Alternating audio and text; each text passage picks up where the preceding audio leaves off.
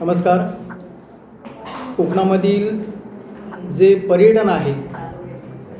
मग ते सर्व ऋतुमानामध्ये असेल तर त्याचा आस्वाद घेण्यासाठी, आस्वाद अशासाठी म्हणायचा किंवा त्याचा आनंद लुटण्यासाठी, आस्वाद अशासाठी म्हणावा लागेल की तिथं खाद्यसंस्कृती आहे. ती खाद्यसंस्कृती खाल्ल्यानंतर त्याच्यामध्ये असणाऱ्या ज्या काही गोष्टी आहेत त्याचा मनमुराद आनंद घेतल्यानंतर म्हणून आस्वाद हा शब्द या ठिकाणी मला अभिप्रेत आहे. आणि त्याचवेळी पर्यटन तुम्ही जे काय एखादं फोर व्हीलर घेऊन येणार आहात किंवा एखादी ट्रॅव्हल व्यवस्था घेऊन तुम्ही ह्या कोकणात येणार आहात तर ते कोकणात आल्यानंतर देवगडपासून तुम्ही ज्यावेळी पुढे प्रवास करणार आहात, तारामुंबरी ब्रिज पूर्णपणे जात असताना माझ्या माहितीप्रमाणे तारामुंबरीच्या तिथं जो खवळे गणपती म्हणून एक 300-350 वर्षापूर्वीचा जो काही एक व्यवस्था जी आहे ज्यामध्ये गणपतीला 21 दिवस तिथं कार्यक्रम चालू असतो आणि श्रद्धेय लोक त्या ठिकाणी येत असतात, त्याला धरून त्या ठिकाणी भव्य दिव्य असं विठ्ठल रुक्मिणी मंदिर त्या समुद्रकिनारी वसलेलं आहे. पुढे जात असताना जो मिठमुंबरी जो गाव आहे, जो आज घडीला तारामुंबरी ब्रिज निर्माण झाल्यानंतर तिथली वाहतूक व्यवस्था पूर्ण झाल्यानंतर लोकांच्या निदर्शनास आलेला आहे. आणि तो अशासाठी निदर्शनास आलेला आहे की आपला विरंगुळा म्हणजे आपला जो काही क्षणिक विरंगुळा आपण तिथं जातो आहे किंवा माझ्या माहितीप्रमाणे सकाळी 6-6:30 वाजल्यापासून तिथं रेलचेल असते की पर्यटक येतात किंवा पादचारी जे असतात ते व्यायामाच्या माध्यमातून त्या समुद्रकिनारी भटकंती करत असतात. हा समुद्रकिनारा जो आहे मिठमुंबरी हा एवढा स्वच्छ किनारा आहे की तो लोकांना अवगतच आहे. त्याचवेळी त्या ठिकाणी असणारे होमस्टे आहेत म्हणण्यापेक्षा काही हॉटेल व्यवस्था जी आता निर्माण झालेली आहे त्याला जोडून कोकणी खाद्य संस्कृती जी काय झालेली आहे याचा तुम्हाला मनोमन आस्वाद घेण्यासाठी त्यानंतर पुढे तुम्ही जाताय तर कुणकेश्वर मंदिर जे म्हटल्यासारखं दक्षिण काशी म्हणून जे मंदिर आहे, श्री महादेवाचं तीर्थक्षेत्र, प्रसिद्ध तीर्थक्षेत्र, त्याचवेळी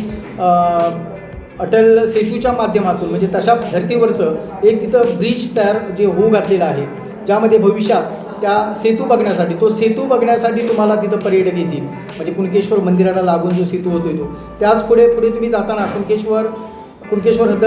समाप्ती होत असतानाच कातवणेश्वर कुणकेश्वरच्या दरम्यान जो MTDCचा मोठा प्रोजेक्ट आहे ज्याच्यामध्ये पर्यटक पूर्ण सगळ्या सीझनमध्ये म्हणजे तिथं उन्हाळा, पावसाळा, हिवाळा हे सगळे ऋतुमान असतील. ज्याच्यामध्ये कडक उन्हाळा आहे, ज्या कडक उन्हाळ्यामध्ये फॉरेन कंट्रीची लोक जसं आपल्या भारताचं निवड करतात, भारताचा समुद्रकिनारा आहे त्याच्यामध्ये असणारा जी रेती वगैरे आहे किंवा जो सँड जी असते ज्याच्यामध्ये खाऱ्या पाण्यामध्ये पोहायचं आणि त्याच्यानंतर वाळूवरती येऊन निवांत आपलं राहून जायचं, हे जे पाश्चिमात्य लोकांचं जे वागणं जे आहे, वागणं म्हणण्यापेक्षा त्याची जी संस्कृती आहे तर त्या पद्धतीनं ही संपूर्ण समुद्रकिनारी गजबजले आहेत. पुढे कातवण आहे, कातवणच्या नंतर मिडबाव आहे, त्याच्यानंतर हिंदळे आहे, मुणगे आहे. पलीकडच्या बाजूला आचऱ्या पुलापर्यंत तुम्ही हा सगळा सागरी महामार्ग जो रेडी रेवस ह्या पद्धती साधारणतः 540 किलोमीटर लांबीचा जो सागरी महामार्ग ह्या भागातून जातो, ज्या भागातून जात असताना कोकण किनारपट्टीच्या भागातून जात असताना या ठिकाणी लोकांनी आपापल्या ज्या काही व्यवस्था केलेल्या आहे, ज्या लोकांनी पर्यटकांनी यावं, पर्यटकांनी थांबावं, त्या होमस्टेमध्ये राहावं आणि होमस्टेचा निवासी व्यवस्था राहता आपल्या इथं खाद्यसंस्कृतीचा लाभ घेऊन आपण तिथं आपले एका दुसरा दिवस जो आहे तो